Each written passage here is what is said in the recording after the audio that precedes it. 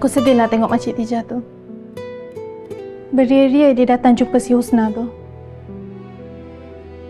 Tapi Husna memang tak nak jumpa dia langsung. Kenapa nak sampai tolak jatuh tangga? Husna tu dah biadab sangat lah. Sekarang Husna sendiri yang tolak mak dia jatuh tangga. Kau rasa Husna tu layak tak dipanggil anak? You pergi mana? Semalam Mai tunggu you.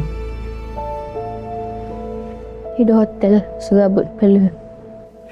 Serabut? Dah tu you ingat seorang je nak ketenangan?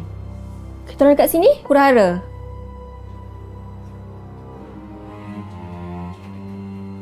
You nak pergi mana? Pergi bilik penat. Ya apa masalah you ni ah? Boleh tak kita settle dulu masalah ni?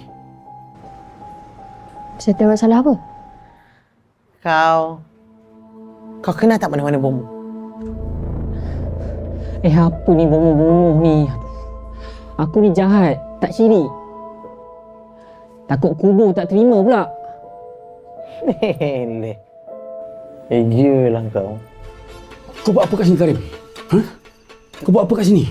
Kau cakap dengan aku, siapa yang suruh kau masuk rumah aku ni? Cakap dengan aku, Karim! Kau cakap, Karim. Cakap, Karim. Sebelum aku tetak kau cakap dengan aku, Karim.